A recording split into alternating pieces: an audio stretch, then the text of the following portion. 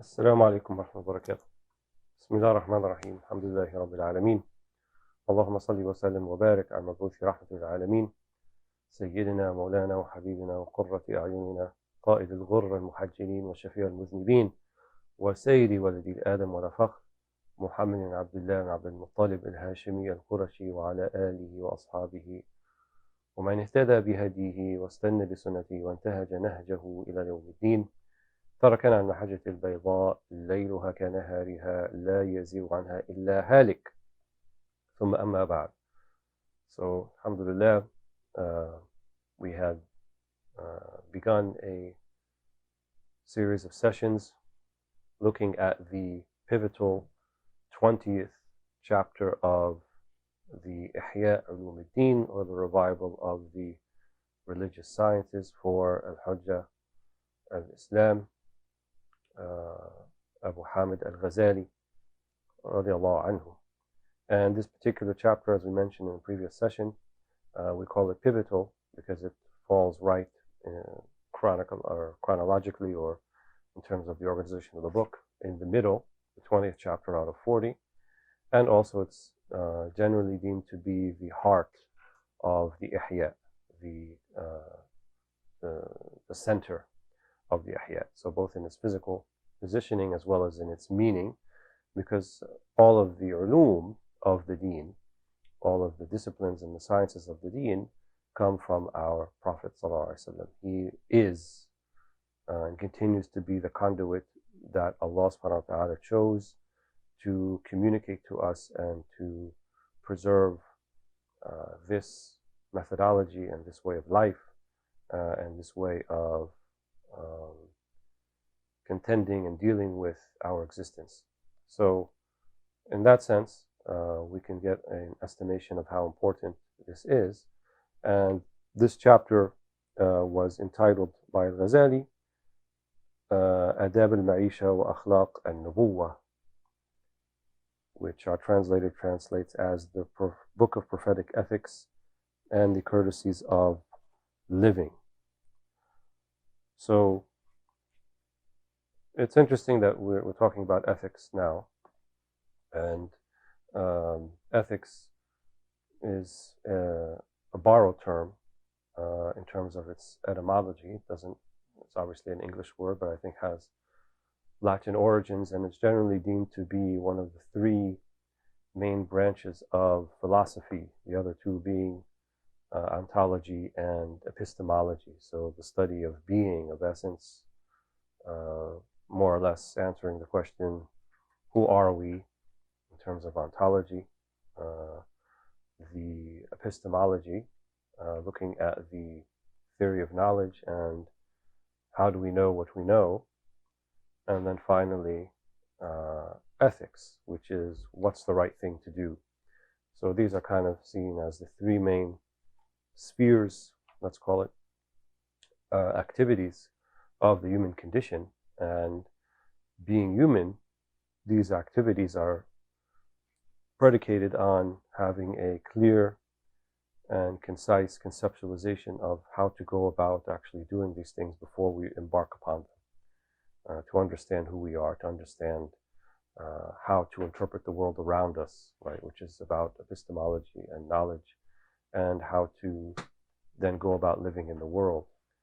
And if there is confusion in any one of these three, then the other two will be doomed, I think, to failure. So if you're confused about who you are, it's going to be very difficult for you to move on from that, to figure out how to know what you know and how to interpret the environment around you, and deal with your relationships and your way of living, which is then ethics.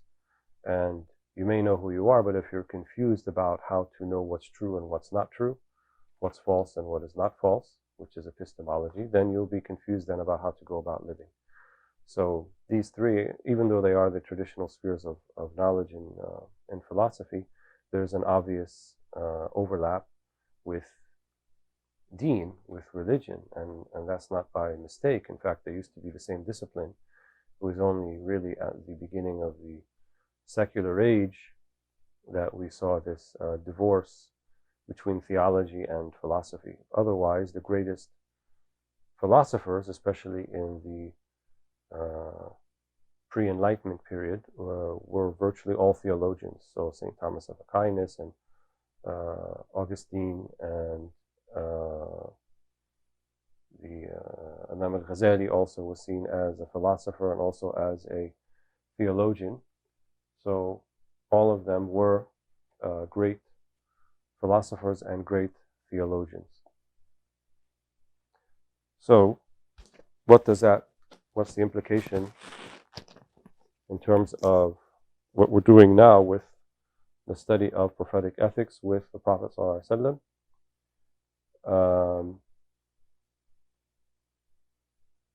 The Prophet ﷺ wasn't a philosopher.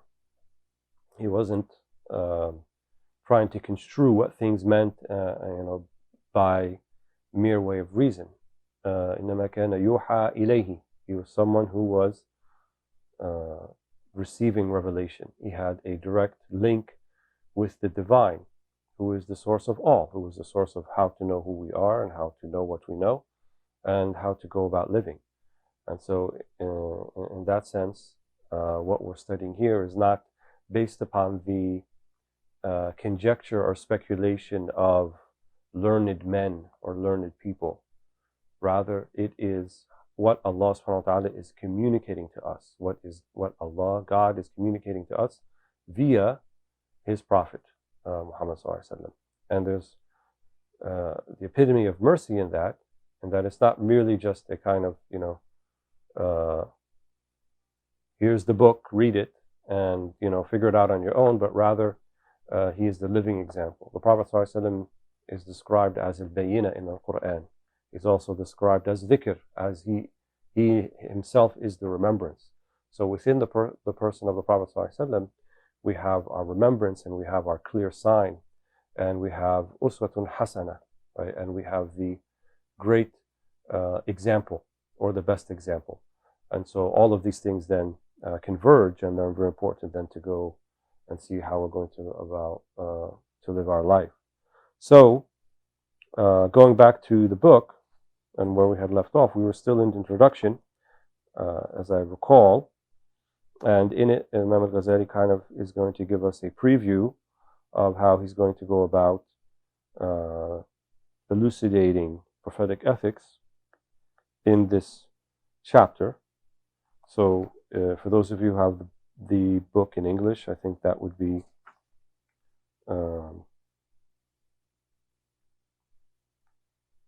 page 4, where we left off, at the top where he says, "Verily have resolved to bring to conclusion the quarter on the norms of their daily life," or Rub al-Adat, right, which is the second quarter of the Ihya, with a book, here he means chapter, that deals comprehensively with the comportment of living, or adab al-Ma'isha, in order that it would not be difficult for students to extract from it the entirety of the books, or the whole, or the Ihya in general, the whole other set of chapters, because that's really what the Ihya is about. How do we glean and extrapolate from the behavior and the words and deeds of the Prophet and ahwal and states of the Prophet ﷺ, how to extrapolate that and imbibe it for ourselves.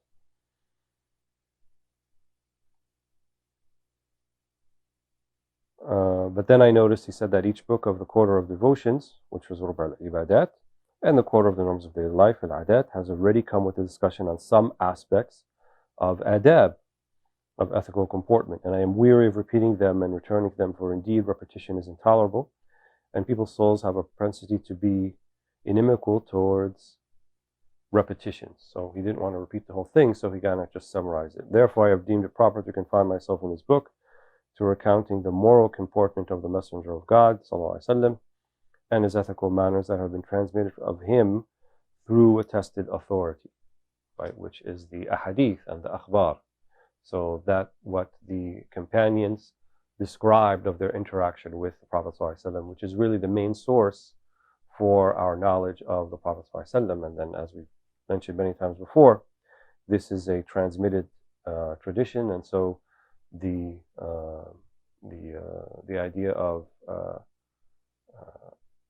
authentication and attestment to the veracity of these reports and these narrations then become paramount in the Islamic tradition, as they are, and it also then reflects one of the sound ways of knowing something, that you hear from a trusted source.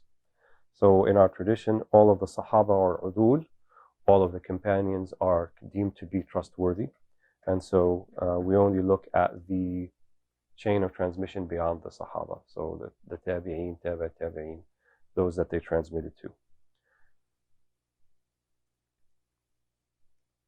So then he says, in this regard, I recount them together section by section without mentioning their change of authorities. So he yahdhif al-asanid, in other words, that's something that's of a technical nature. So he only, I think, mentions the Sahabi if he does that, in order that there be gathered in this book, together with assembling the manners of ethical conduct, the renewal of belief, and its reinforcement by way of bearing witness to his noble etiquettes.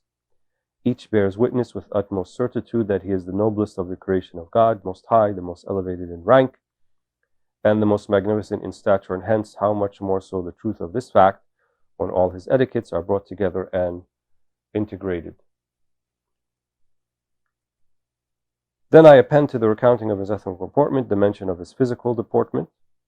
So in the Arabic language, we have this relationship between al-khalq wal-khuluq. So we talk about as-sifat al-khalqiyya and as-sifat al-khuluqiyya. So the attributes that are physical in nature, and then the attributes that are internal, or you could think of external and internal. So the khalq, which is also that same word for to create, khalaq al-shay, to create something, also is the same word or derivative of it to describe one's outer. And then a closely related word is then used to describe one's inner aspect. So that means the whole you, or who you are, is not just what you look like from the outside, but perhaps more importantly, what you look like from the inside. And we'll see that one of the dua of the Prophet ﷺ that he's going to mention in a little bit, Allah hassan khalqi wa khuluqi. May I ask Allah to adorn both my khalq, my outer, and my inner. And they say that the inner, al-zahir unwan lil-batin, that the outer is a means or an address by which you can be guided towards the inner aspect. And you know, when the Quran says, for example, سِيمَاهُمْ فِي وُجُوهِهِمْ مِنْ أَثَرِ السُّجُودِ سِيمَاهُمْ فِي وُجُوهِهِمْ مِنْ أَثَرِ السُّجُودِ. You know, the signs can be seen in their faces from the effect of the sujood. Right? And though some people have interpreted this verse literally and physically, and they say that if you do enough sujood on certain carpets or rugs that have a type of bacteria, that will give you a sort of what's called a zabiba, like a sort of you know, mark on the forehead, which is seen as a mark of piety. Most of the mufassirin have seen this verse to be understood metaphorically or physically or figuratively.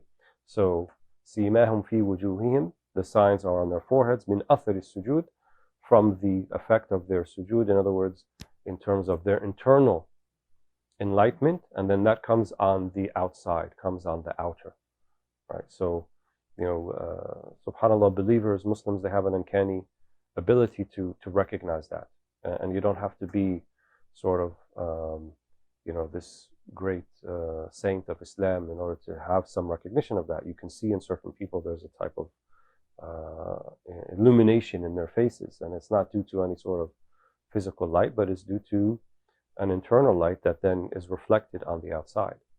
And this was one of the ways that the Sahaba, the companions, knew who the Prophet is and was. And for the Prophet ﷺ, it was to such a great degree that there was so much light emanating from him that they could not discern his actual physical silhouette from the horizon, because he had so much light. And it's also said physically about the Prophet ﷺ that he did not cast a shadow. So even even if the sun was on him, one of the miraculous things about our Prophet ﷺ, he cast no shadow. He was all light, sallallahu alaihi wasallam. So the khuluq then, the inner aspect, is the most important aspect. And we see people so enamored and, I don't even know if that's the right word, I would say obsessed with how they appear physically, outwardly. And we have this kind of, I think, unhealthy fascination with youth, and remaining youthful looking. And we have multi-billion-dollar worldwide industries now that are dedicated to artificially keeping people looking young, right? And we have people who suffer sort of mental crises when they realize that they are getting older and that they are eventually going to die. And so the physical changes that one undergoes as they get older are also a mercy from Allah subhanahu wa ta'ala. Not something to be rejected or something to be avoided, but they're a reminder, right? It's a wa'idh. It's a reminder, it's an admonition. Hey, look, you're getting some gray in your beard, or you're getting some wrinkles, you're getting some crow's feet, you're getting these things. It's a reminder, a gradual reminder that, there's an expiry date. There's an end date for all of this. And but despite that, Allah subhanahu wa ta'ala did not necessarily dictate that there would be this sort of entropy for the soul. The soul is the opposite, actually. So the soul doesn't actually deteriorate in the sense that the outward deteriorates. So the soul will continue. And, people can be 80, 90, 100, 110 years old, and their soul is youthful in the sense that their soul is alive. They still feel things. They still understand things. The soul doesn't become decrepit by advancing in age. And you might make the argument that the soul actually becomes more enriched with its wealth of experiences as it advances in physical age. How does the soul become decrepit? The soul becomes decrepit by the lack of remembrance of God. That's how the Quran describes it. Ishatan dankan, right? This type of life that's decrepit, that is miserable, because there's no remembrance or literal remembrance of Allah subhanahu wa ta'ala. And the Prophet ﷺ compared the soul that doesn't make any remembrance of God as the Bayt al-Kharib, as the decrepit or crumbling house, because there's no mention of God. And so this is how our souls then become invigorated, right? This is how we remain youthful, in the sense. Our souls remain youthful. And sometimes, we say هذا يعكس على الخارج أو يعكس على الخلق على الخلق. Sometimes this will even manifest itself in one's outward physical look, because they're invigorated inwardly, then they become also invigorated outwardly, even though they may still have the normal signs of aging like everybody else has. So that's why in these books, like that recount the Shama'il, they recount the physical aspect of the Prophet ﷺ. And also it shows us the dedication of the Sahaba, of the companions, who thought it was important and took painstaking effort to record every single thing about the Prophet Muhammad ﷺ. They talk about how many gray hairs they counted in his beard. They talked about what his hand felt like when they touched it. They would mention, if a questioner comes in and the Prophet ﷺ was sitting down, how the Prophet ﷺ would turn his head and look up, to that level of detail. And then the ones after them transmitted this faithfully from generation to generation and so forth. There's even hadith called about hadith al-musafaha, the hadith of handshaking, of how the Prophet ﷺ would shake hands and passed on from one generation to the next. So these things sort of formed a kind of culture in of itself around the study of the person of the Prophet Muhammad ﷺ. And then some of them even went on to say there's a soulful aspect of that, what some of them described as al-haqiqa al-Muhammadiyya, or the Muhammadan reality. So you find in some of the books like Imam al-Jili and others, and al-Burkawi, they talk about this haqiqa or tariqa al-Muhammadiyya in terms of al-Burkawi, but others talked about the haqiqa al-Muhammadiyya, the Muhammadan reality and how to embody that particular reality. Right? You can imbibe these aspects of the character of Muhammad sallallahu alaihi wasallam, and so also to emulate him in his states, in his ahwal. And that's one way to look at the science of tazkiyah, of purification of the soul, is how to become more Muhammadan, how to become more like Muhammad sallallahu alaihi wasallam in terms of your soul, right? And to try to feel what he feels and to see what he saw, and to have a love and a knowledge of God as he had, right? And obviously it's something to aspire to. We can't really acquire that, but it's something that we aspire to. So any knowledge then of the ultimate reality, then it's always going to be a function of the knowledge of the Muhammadan reality, or going back to Muhammad sallallahu alaihi wasallam. That's why they said karamat al-awliya, that the saintly miracles are merely an extension of the prophetic miracles. So, and the greatest saintly miracle is istiqamah, is to be an upright individual and to live your life according to the sunnah of Muhammad sallallahu alaihi wasallam. There's no greater miracle than that. Nothing is greater than that. You can fly in the air and you can, walk on water and all these sorts of things, but nothing is going to compare and measure to karamat al-istiqamah, that the saintly miracle of being upright. And it sounds easy. It sounds like it's something that, within reach, doesn't take too much effort. It's just like willpower, and then you get it right. But when you try to actually do it, it's not that easy. And we live in an age of crumbling ethics, crumbling adab. Certainly, you can describe one of the greatest calamities of the age that we live in is this loss of adab.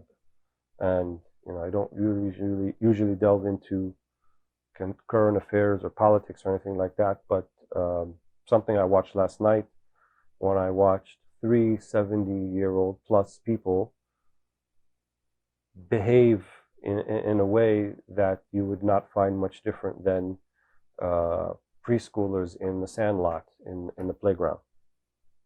And you might find more adab, more sort of comportment and courtesy in the preschool playground, kindergarten lot, than you would find in this thing that we wasted our time a few minutes watching. And then the implications of this cannot be underscored. This is something that we see is progressively happening. And so really this is, some people may consider, why are we reading old books that are 1,000 years old and the words are 1,000 years old, and we should be, get out there and, push people for change and make things happen and do so, and, that sort of impulse to in a very active way to kind of make everything change and happen. But if you don't have the ability to affect that change meaningfully within yourself, you will not be able to do it with anybody else. The Prophet ﷺ didn't just change his society, he didn't just change his family, he changed history, he changed the world, he changed all the worlds. وَمَا أَرْسَلْنَاكَ إِلَّا رَحْمَةً لِلْعَالَمِينَ. And that could have not come except from this very powerful akhlaq and character that he was upon, that the Quran described, وَإِنَّكَ لَعَلَى خُلُقٍ عَظِيمٍ, and you are upon a great character, right? You exhibit great character. So that's why we study this, and that's why it's vitally important. And that's why it's vitally important that we teach it to our children, that we teach it obviously to ourselves, we teach it and live it amongst our family, our neighbors, our colleagues, Muslim, non-Muslim, believer, disbeliever, it doesn't matter. This was the ethos of the Prophet Muhammad ﷺ, and this is what brought Islam from the northern to the southern hemisphere, from the most northerly latitudes to the most southerly latitudes, from Asia to Africa to Europe, to every single corner of the globe. What other force can have such power except that it was propelled by this divine wisdom and divine guidance. And a lot of that happened within just less than 100 years of the mission, the beginning of the mission of the Prophet Muhammad ﷺ. So really there has been no other worldwide phenomenon like it. Right now we're kind of in a little bit of a lull, maybe historically speaking, not a lull, but kind of an aberration, we hope, is what it is. And hopefully, this aberration, even though we may look at it like that, inshallah, it is a harbinger of much better things to come. That the khair, inshallah, is muqbil. The khair is coming, much good is coming, but the question then becomes, are we going to be part of that wave of good, or are we just going to get in the way of the wave of good? So back to the book. So he said he's going to talk about his khuluq, then his khalq, his physical comportment, followed by the mention of his miracles, the mu'jizat, that have been validated in the reports, al-akhbar, in order that they may clearly make known the nobilities of ethical comportment or adab, and disposition, remove the plug of deafness from the ears of the deniers of his prophethood. And that's one of the signs of his nubuwah. Qadi Iyad, I think we mentioned before, he is the one that said, if we had no other evidence of the miraculous nature of the Prophet ﷺ except the people he left behind, namely his Sahaba, his companions, then that would have been enough for us as an evidence. The ability, what was done, and how they were changed. And the Quran described them. They were on the precipice of falling into the pit of hellfire, both literally, haqiqatan wa ma'nan, and also in terms of where they were as a society. They were on the precipice of destruction, but Allah subhanahu wa ta'ala saved them by the grace, His grace, and by the mercy that He sent, namely the Prophet sallallahu alaihi wasallam. Allah is the Lord of the facilitation towards the emulation of the chief of the messengers, Sayyid al-Mursaleen, in regard to ethical comportment and moral conduct, as well as all the other guideposts of the religion. For He is indeed the one who points the way for the perplexed and responds to the supplication of those in need.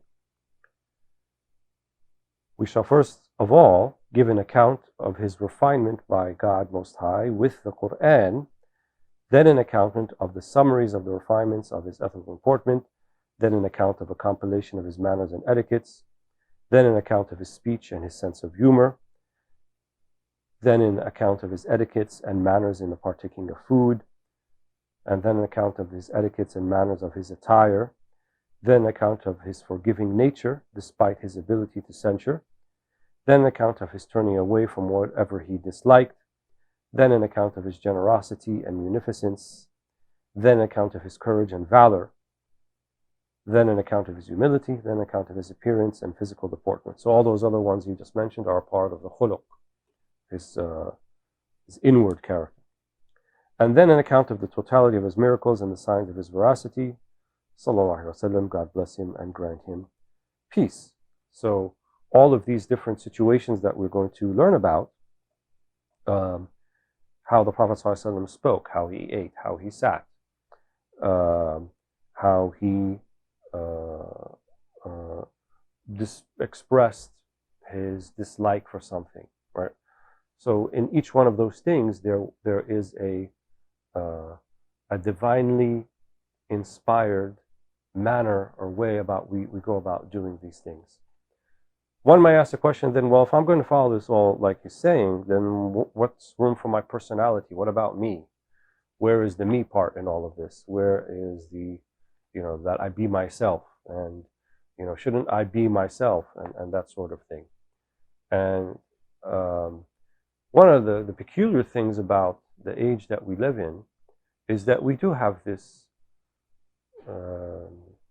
sort of obsession once again with who am I, me, and how do I view myself, how do others view me, and what image do I want to project to the world, and so forth. And especially in the West, there is this preoccupation with being authentic, right, and not being hypocritical, and being authentic, true to oneself. And now we have even politicians speaking the mantra, speak your truth, as if the truth is not an objective thing. It's not something that should be sought out and known, but rather it's something that you project, something that you articulate in whatever manner you want to articulate on your own behalf. And I think it was Heidegger who said that the mantra of pre-modern people is know thyself, and the mantra of modern people is be thyself. So it's kind of been flipped about, whereas people used to know who they are and what they're supposed to do, but the idea then was to know oneself. And people like Ghazali and others, and this is mentioned as perhaps being a part of a hadith, man arafa nafsahu arafa rabbahu. Whoever knows oneself then will also know God. And so the traditional way of looking at it is not to be yourself, but is to know yourself. In other words, you yourself, you're like a book that needs to be explored and that needs to be studied and that needs to be researched, just as creation is, and in turn, just as Allah is. And so all of these things are signs. وَفِي الْأَرْضِ آيَاتٌ لِلْمُوقِنِينَ وَفِي أَنفُسِكُمْ أَفَلَا تُبْصِرُونَ. And in the earth there are signs as well as within yourselves. Do you not see? Do you not reflect? So it's like Allah subhanahu wa ta'ala left all of these breadcrumbs around that's leading us to Him. And these breadcrumbs are within yourself. They're in your physical makeup. They're in your emotional makeup. They're in your spiritual makeup. They're in the trees and in the birds and in the rivers and in the mountains and in your parents and in your children and in your grandchildren and in everything around you. There are signs for those to reflect. So the quest then is not a quest of being, but a quest of knowing. And then who you are, or your sense of being, will be based upon your sense of knowing. So our hierarchy, and I say this confidently, the Muslim hierarchy is one that's based upon knowledge, not based upon anything else. It's not based upon birth. It's not based upon wealth. It's not based upon political loyalties. None of those things really figure into the hierarchy or the darajat or the rank that one may think they have with Allah subhanahu wa ta'ala, but rather it's by your knowledge of Allah subhanahu wa ta'ala, knowledge of reality, knowledge of the divine, knowledge of everything around you. So, this idea of I need to project my personality, or I need to be me, you do you and I do me, and let me speak my truth. I think it's a very vexing way to look at things, and ultimately I think it leads to failure. And it's more about know yourself. There was not a diverse group of people that had a central figure in their life and leader as the Prophet ﷺ, as the Sahaba, as the companions. They were not cookie-cutter, copy-paste versions of the Prophet ﷺ. They all had their own particular personalities. They all had their particular ways of expressing that. But there was also the common denominator. And the common denominator was that everything they tried to do it with ihsan, with excellence, right? With itqan, with as much adab, right? This word that we keep using, as much comportment and ethics and insight and meaning and feeling and positive emotion about the things that they're doing as they could. That all of them had that, but they came out in different ways. And that's what we're trying to do. We're not trying to tell people to ignore their tabi'ah, right, which is the Arabic word for your mizaj or your temperament or how you are. People will react differently to different things and express things in different ways. But the idea that there's not somehow some sort of objective reality that we all share with one another, and one that is increasingly being promoted in this age that we live in, it's a false notion. There is an objective reality. This is the first theological, or it's not even a theological statement, the first statement of logic that you find in many books of theology and philosophy and logic and so forth, is حقيقة الأشياء. The reality of things, ثابتة. حقيقة الأشياء ثابتة. There is a reality to things, right? And that reality means it's not up for vote or discussion, or maybe discussion, but it's not up for a vote to determine the reality of that thing. It's not by popular consensus that we can determine what's the reality of a book or a chair or a house or a dog or a cat, but there is a reality to it. And Muslim theologians spoke about this, and they would talk about ma fi nafs al-amr. So when you ever see that phrase in books of theology, fi nafs al-amr, it means how it actually is in reality. And it's also a statement of humility from them that's saying, we don't always know that. Ma huwa fi nafs al-amr. We don't always know exactly how it is. Like to say, I know Allah subhanahu wa ta'ala fi nafs al-amr, hada mustahil. Say that I know Allah subhanahu wa ta'ala exactly how He is, that's impossible. We don't have the capacity to know Allah subhanahu wa ta'ala how He actually is.